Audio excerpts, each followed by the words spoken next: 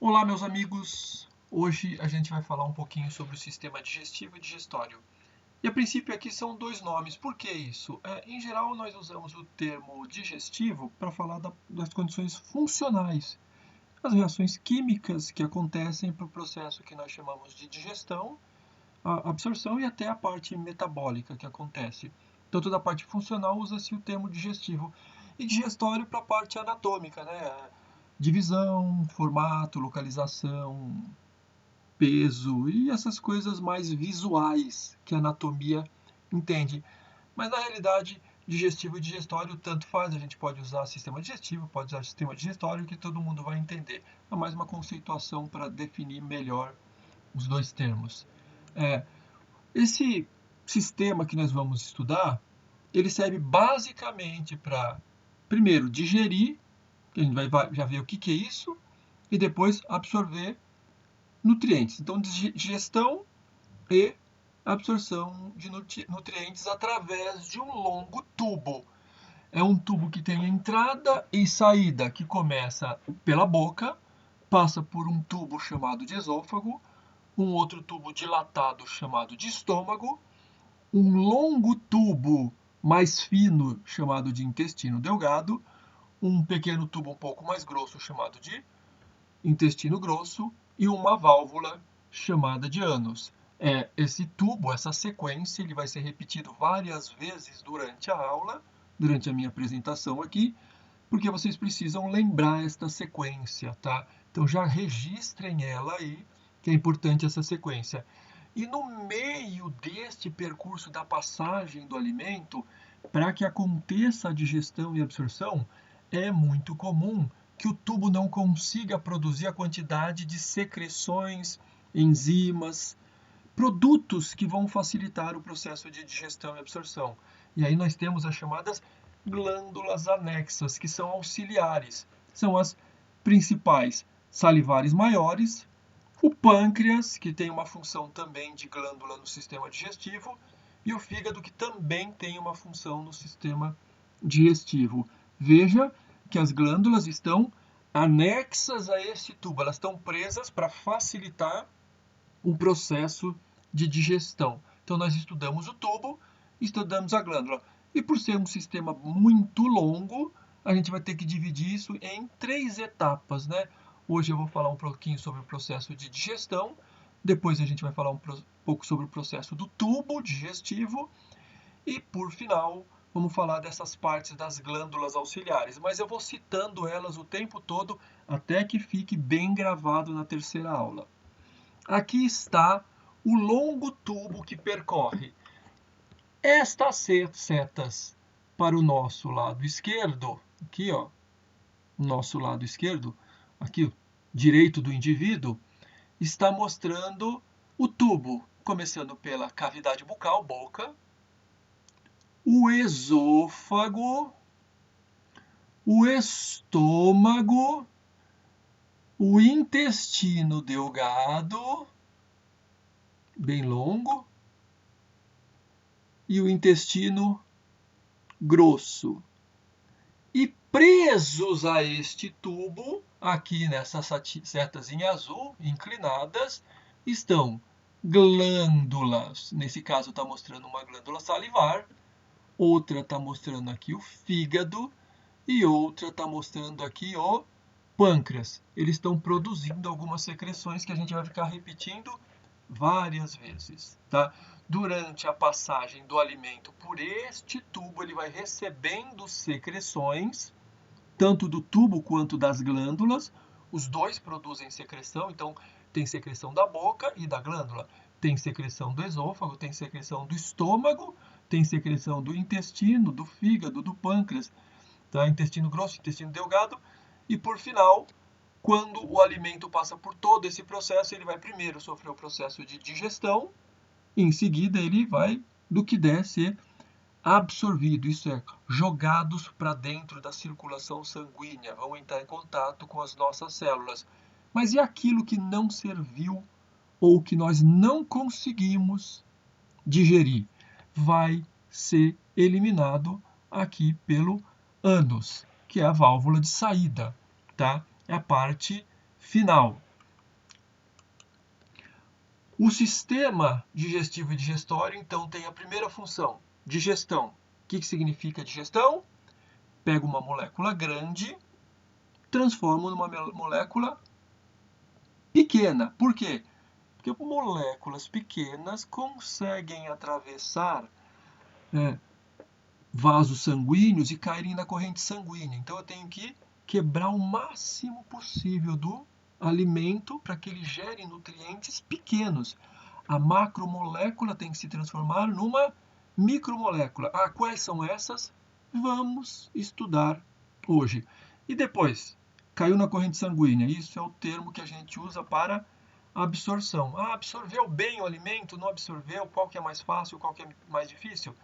Absorver isso. Joguei para a corrente sanguínea. Só que às vezes a gente tem auxílio, vocês vão ver aí que da corrente linfática também. Sanguínea é a mais conhecida e a gente vai ter que conhecer um pouquinho sobre o que é essa corrente linfática ou o sistema linfático que vai ajudar a circulação sanguínea a receber esses nutrientes, como que funciona ela.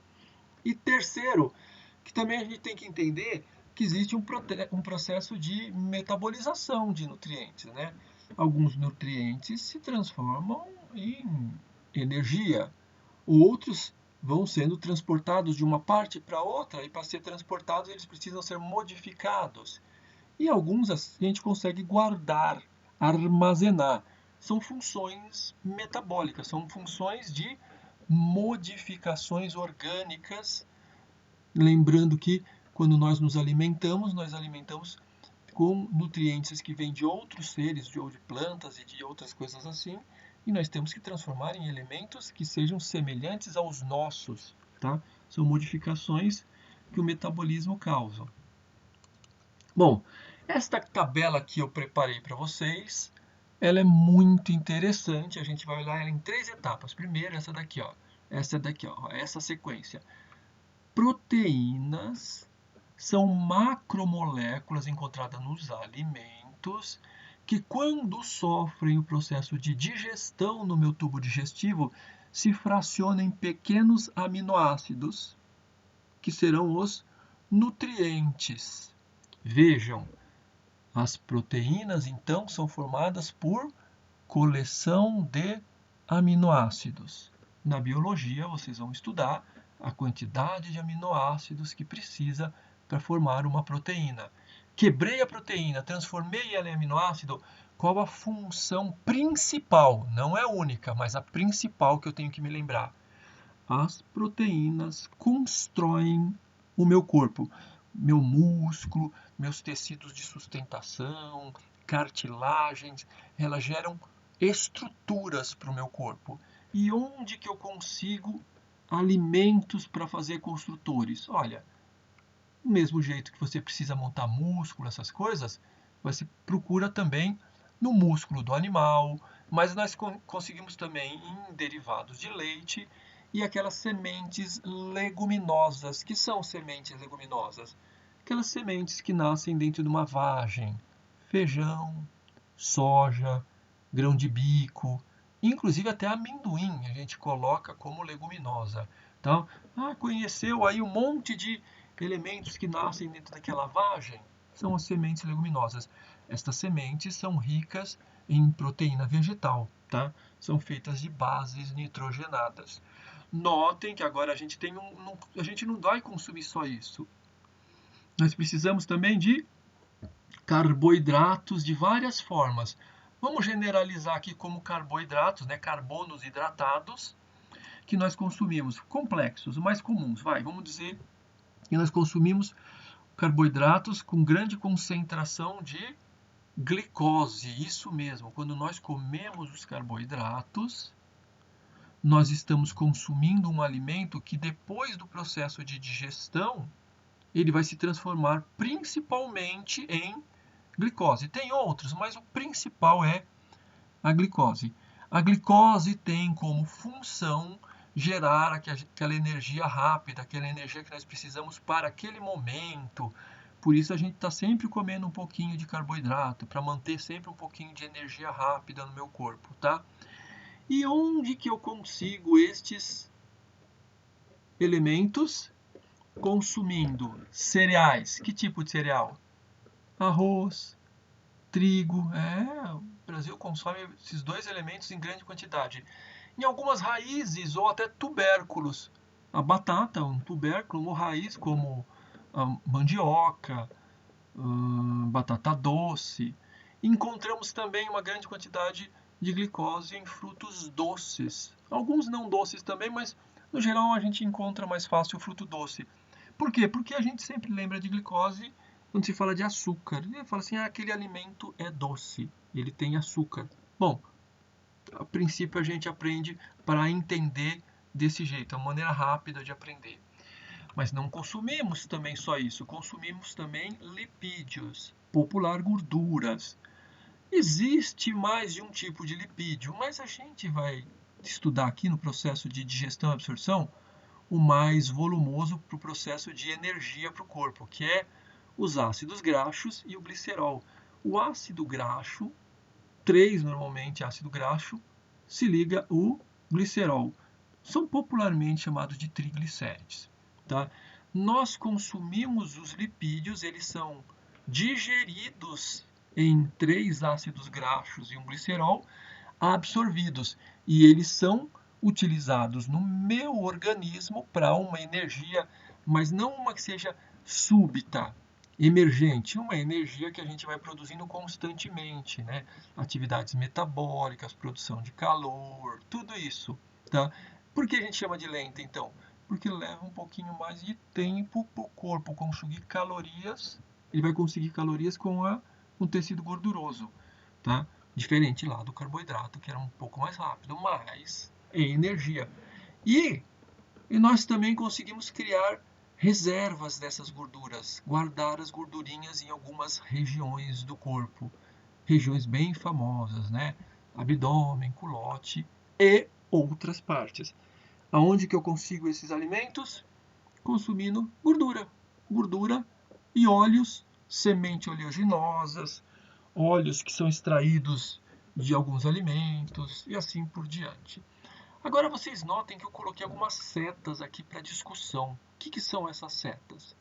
É para que a gente não esquecer que se eu não consumir boa concentração de carboidrato para energia, e ficar consumindo energia rápida, o meu organismo pode transformar o construtor em glicose ou o reserva em glicose. Então eu posso quebrar a proteína e transformar em glicose, quebrar lipídios e transformar em glicose ou simplesmente transformar ele direto em energia. Isso é possível. Então vamos lembrar que no consumo baixo de carboidratos eu consigo quebrar gordura, mas também consigo quebrar proteína.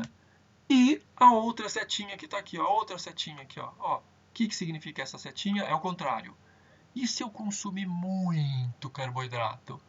O excesso de carboidrato é transformado em algumas formas de lipídios.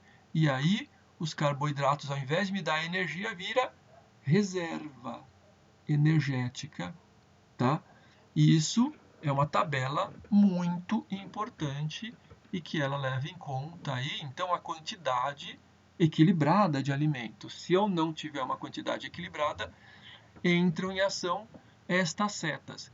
Eu gostaria de chamar a atenção por uma expressão usada no dia a dia que ela na ciência ela não é a maneira correta.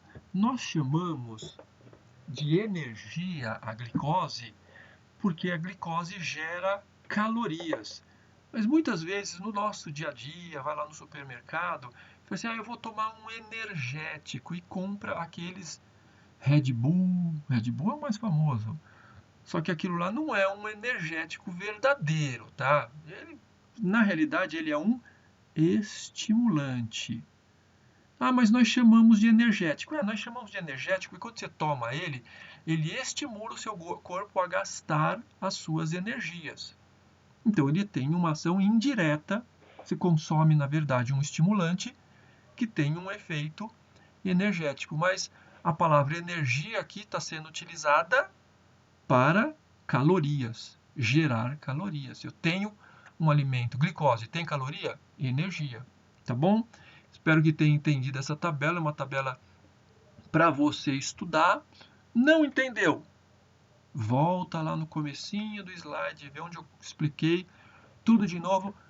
Grava bem isso daqui. Isso é importante, não só profissionalmente, mas para o futuro, para a vida, tá?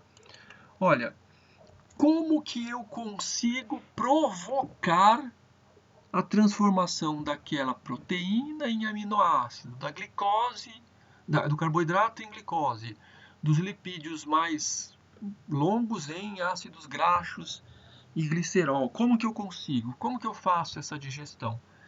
Existem algumas maneiras, a base de corrosão, mas a mais famosa são as ações enzimáticas encontradas no tubo digestivo.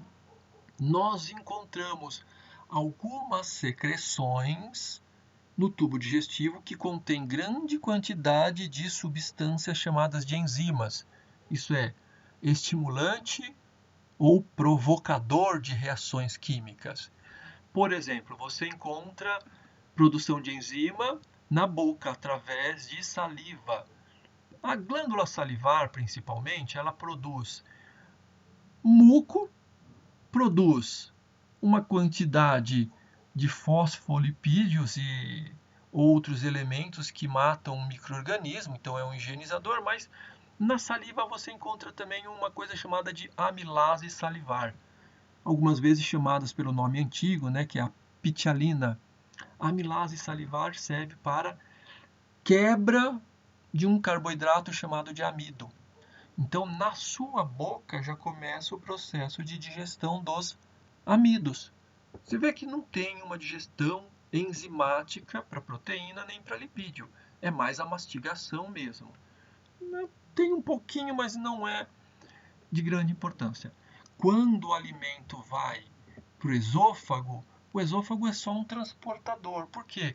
Porque da boca, onde tem saliva, a gente pula direto para a digestão no estômago.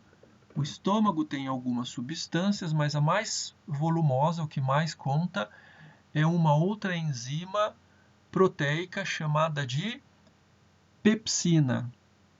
Toda vez que eu me alimento e o meu estômago está ácido, que ele tem um processo de corrosão, né? O estômago também digere através de corrosão, não só enzimático. Mas quando o alimento chega no meu estômago, ele começa a ser corroído, a pepsina é ativada. E a pepsina serve para digestão de proteínas. Viu? O carboidrato digerido na boca, a proteína vai ser digerida no estômago. Depois da fase estomacal, ou fase gástrica, tem a fase enteral, que significa fase intestinal, mas aqui é intestino delgado. Lembra que você tem que lembrar aí a sequência do tubo digestório. Intestino delgado. E no intestino delgado existe não só a produção que o intestino produz, mas ele também pega emprestado secreções do pâncreas e do fígado. O que o intestino produz? Bom, tem bastante nome, né? Peptidase, lipase, amilase, maltase, sacarase, lactase. Calma aí. Não vai tentar memorizar de uma vez. Você só vai lembrar por enquanto que no intestino delgado, proteína, carboidrato e lipídio são digeridos. Opa, peraí. Mas o carboidrato não é digerido na boca? Ele começa na boca. Quando chega no intestino, ele é de novo digerido por uma outra amilase. Aí a proteína? Não era digerido pelo estômago? Ó, começa a ser digerido pelo estômago. Proteína é difícil de digestão. Começa no estômago e termina no intestino delgado. E as gorduras? Ah, gordura sim. Gordura não tem jeito, né? Gordura precisa ser digerida no intestino. Então, carboidratos, lipídios e proteínas são digeridas no intestino. Qual é o cara que mais trabalha? O intestino. E quando o intestino está trabalhando, ele ainda pede ajuda para o pâncreas. Por que para o pâncreas? Porque é que o pâncreas produz? Ele produz, mas tem mais nome, tripsina, lipase, amilase. Sim, por enquanto tem os nomes aí. Não é para lembrar ainda. O que você precisa lembrar é que o pâncreas tem uma função semelhante ao intestino. Ele também produz enzimas para todas as classes de alimentos. Então, carboidratos, lipídios e proteínas. Para quê? Para potencializar a digestão intestinal. Viram que a mágica da digestão acontece mesmo no intestino. É onde o negócio funciona. É onde a gente mais vê o tubo digestório trabalhar. É dentro do intestino. E ainda para ajudar, nós temos um problema. É que, vamos lá, amido, proteína, é fácil fazer com que as enzimas entrem em ação, porque estas enzimas adoram água. E a gente tem água na saliva, tem água na secreção estomacal e tem água na secreção interal. O problema é que para digerir um alimento chamado de gordura, não dá para digerir facilmente no meio de água. Aí o que o intestino faz? O intestino não é bobo. Ele pede ajuda para o fígado. O fígado produz uma secreção chamada de bile. A bile vai dissolver, saponificar ou fazer com que tenha uma ação de detergente das gorduras.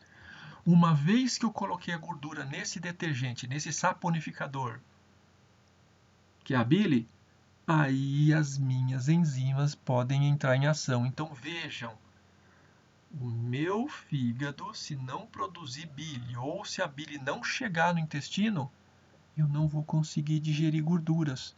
Vai digerir carboidratos, vai digerir proteínas, mas não vou digerir gorduras.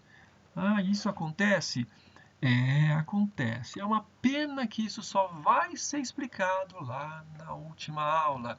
Então, tá vendo? Tem muita coisa para acontecer aqui, né? Muita mesmo. Nós só estamos falando, por enquanto, da introdução, aquela parte mais difícil de ser estudada. Depois a gente vai esmiuçando. Olha, agora a gente pode pegar de novo aquela imagem e já pode começar a treinar. Vamos treinar? Treina comigo. O alimento entra pela boca, que tem a ação de digerir alguns carboidratos. Alguns. Todos? Não. Alguns. O alimento passa pelo esôfago, que não tem ação digestiva, só transporta. Quando o alimento chega no estômago, o que acontece no estômago? Eu vou digerir as proteínas. Totalmente? Não, parcialmente. Aí o alimento cai no intestino delgado, esse que é fininho aqui. O que vai acontecer? Eu vou digerir o que falta. Tudo. O carboidrato, que não terminou de ser digerido na boca, a proteína, que não foi totalmente digerida no estômago, e os lipídios. Mas eu tenho um ajudante. Quem é esse ajudante? É esse cara aqui, esse daqui é o pâncreas. Ele também produz enzimas para carboidratos, proteínas e lipídios. Veja, ele está ajudando o intestino, está somando. Mas lembra também que o intestino não vai conseguir digerir as gorduras se não tiver a ajuda desse cara aqui, que esse cara aqui é o fígado, que vai produzir uma secreção que vai fazer o processo de digestão. Na verdade, ele vai preparar a gordura para ser digerida. Mas como que funciona? Última aula, a gente estuda pâncreas, glândula salivar e fígado. Na próxima aula, a gente vai estudar todo o tubo, a parte anatômica do sistema digestório. Mas espera aí, tá faltando uma parte. O intestino grosso. Ninguém falou nada dele. Sabe por quê? Porque o intestino grosso não digere alimentos, e não absorve alimentos. Então o que ele faz? Tudo isso daqui foi digerido e absorvido em meio líquido. E aí o que acontece? Eu jogo tudo que eu não consegui digerir e absorver para dentro do intestino grosso. A água que foi em excesso, que não consegui tirar, não consegui absorver, vai terminar de absorver no intestino grosso. Então, o intestino grosso é para não deixar você desidratar. Às vezes acontece, você vai lá no banheiro e desidrata. Diarreia. Isso acontece. Mas não é para acontecer. O intestino grosso serve para absorver o excesso desses líquidos. E aí acaba pegando alguns sais, alguns outros elementos que vocês vão estudar melhor isso daí. Mas por enquanto vocês têm que entender o seguinte: intestino grosso não tem alimento. Intestino grosso tem bolo fecal. E aonde que é isso? Na aula que vem a gente vai ver pedaço a pedaço. Bom, eu espero que eu tenha contribuído para fazer você pelo menos saber a sequência do nome do tubo digestório, que é a parte mais importante, e depois, identificando cada parte desse tubo, poder localizar o que acontece ali. Porque você já memorizou que existe somente 3 tipos de alimentos. Mas aonde que está as vitaminas e os sais minerais? Não são chamados de alimentos. Eles são chamados de micronutrientes. Eles não são ricos em calorias. Então, eles não entram nesses 3 grupos que você aprendeu. Tá bom? Mas tem muita dúvida? Por isso, eu estarei com vocês discutindo no nosso grupo. Até logo e vamos terminar a aula mais tarde.